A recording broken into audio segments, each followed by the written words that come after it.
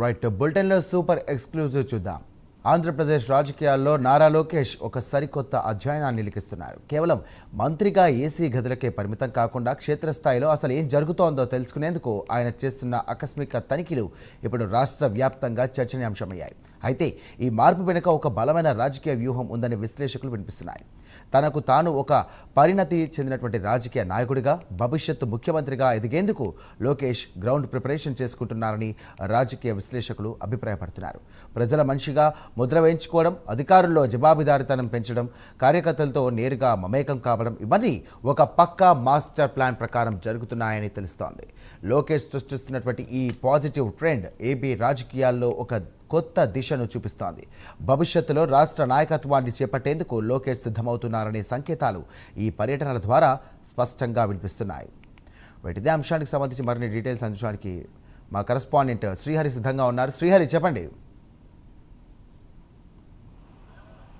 Right Sairam, ఏదైతే మంత్రి నారా లోకేష్ 2019 ఏదైతే ఎన్నికల్లో అంటే 2014 ఎన్నికల్లో ఆయన మంగళగిరి నుంచి పోటీ చేయాలని చెప్పని అయితే ఆయన భావించారు. అయితే అప్పుడు ఓటమి చవి చూసిన తర్వాత ప్రధానంగా చూసుకున్నట్లయితే ఆయనలో సమూహమైన ఒక మార్పు అనేది కనిపిస్తుంది. అయితే రాజకీయాలకు అంటే 2019కి ముందు తర్వాత అనే దాన్ని ఆయన చూసుకున్నట్లయితే మనకి ఇప్పుడు అర్థమవుతున్న పరిస్థితి కనబడతా ఉంది. అయితే ఏదైతే తను ఓటమి చెందిన దగ్గర నుంచి తను ఒక పక్క ప్రణాళికతో అటు నియోజకవర్గంలోనూ, ఇటు రాష్ట్రంలోనూ, అటు పార్టీలోనూ మూడుటిలో కూడా తను చూసుకున్నట్టయితే ఒక ప్లాట్ఫామ్ అనేది క్రియేట్ చేసుకుంటూ ముందుకు వెళ్తున్న పరిస్థితి కనబడతా ఉంది.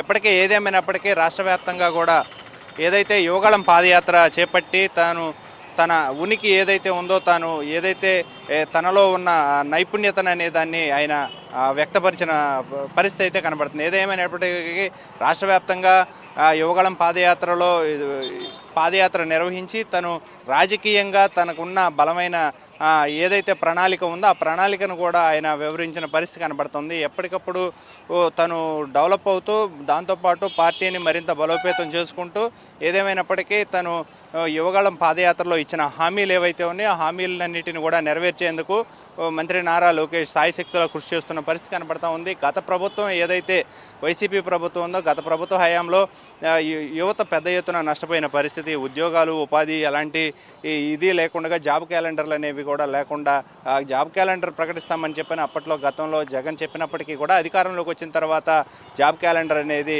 విడుదల చేయని పరిస్థితి. గత ప్రభుత్వం ఉన్న 5 ఏళ్ళు కూడా ఉద్యోగ ఉపాధి లేక కోల్పోయి పెద్ద ఎత్తున నిరుద్యోగ యువత కూడా పెద్ద ఎత్తున వలసబాటలు పట్టే పరిస్థితి అయింది. అయితే ఈ నేపథ్యంలోనే ఏదైతే కూటమి ప్రభుత్వం అధికారంలోకి వచ్చిన తర్వాత అటు ఉప ముఖ్యమంత్రి పవన్ కళ్యాణ్తో పాటు ఇటు మంత్రి నారా లోకేష్ ఇద్దరు కూడా కలిసి ఒక ప్రకటనలు అయితే కీలకమైన ప్రకటనలు కూడా ఇచ్చారు ఆ రోజుల్లో. అయితే దాంట్లో ప్రధానంగా చూసుకున్నట్లయితే యువతకు జాబ్ క్యాలెండర్ ఏదైతే ఉందో ఈ జాబ్ క్యాలెండర్ ఉగాదికి జాబ్ క్యాలెండర్ను ప్రకటిస్తామని చెప్పని ఏదైతే హామీ ఇచ్చారో అయితే ఆ హామీని కూడా ఇప్పుడు నెరవేర్చుకుంటున్న పరిస్థితి కనబడుతుంది. అయితే ఏదేమైనప్పటికీ రాష్ట్ర వ్యాప్తంగా నిరుద్యోగ యువతకు పెద్ద ఎత్తున ఉద్యోగ అవకాశాలు కల్పించేందుకు ఈ జాబ్ క్యాలెండర్ని ఇప్పటికే ప్రకటించింది రాష్ట్ర ప్రభుత్వం. దీంతోపాటు నిరుద్యోగ యువత కూడా పెద్ద ఎత్తున ఆనందాన్ని వ్యక్తం చేస్తున్న పరిస్థితి కనబడుతుంది. ఇప్పటికే ఎమ్మెల్యేలు, ఎంపీలు, అదేవిధంగా ఎమ్మెల్సీలు అందరితో కూడా రాష్ట్ర నాయకులందరితో కూడా లోకేష్ నివాసంలో వారందరినీ కూడా ఆత్మీయ కలయిక అనే పేరుతో అందరినీ కలుస్తూ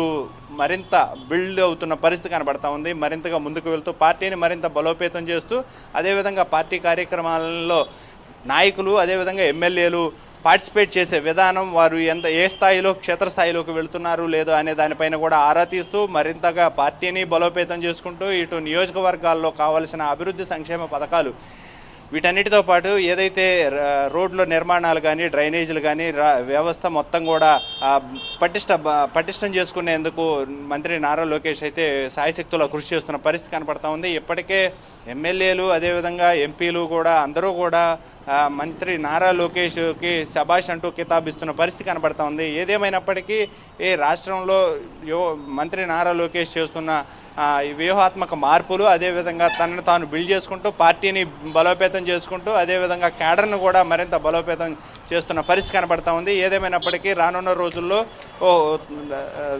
సీఎం చంద్రబాబు తర్వాత ఎవరు అనే దానిపైన అయితే ఏదైతే ఇప్పుడు వస్తున్న వార్తలునే వీటన్నిటికీ కూడా చెక్ పెట్టే విధంగా మంత్రి నారా లోకేష్ దానికి సమర్థుడు, దానికి కావలసిన ఏవైతే ఉన్నాయో అన్నీ కూడా తనలో అందిపుచ్చుకునే, తన తండ్రి వారసత్వాన్ని అందిపుచ్చుకునే వ్యక్తిత్వం తనకు ఉందనే దానిపైన అయితే ఇప్పటికే ఎమ్మెల్యేలు అదేవిధంగా ఎంపీలు కూడా ఒక కితాబిస్తున్న పరిస్థితి కనబడుతుంది. ఏదేమైనప్పటికీ రానున్న రోజుల్లో ఇటు పార్టీని సంస్థాగతంగా బలోపేతం చేసుకుంటూ అటు క్యాడర్ని మరింత ముందుకు తీసుకువెళ్లే పరిస్థితి అయితే కనబడుతుంది.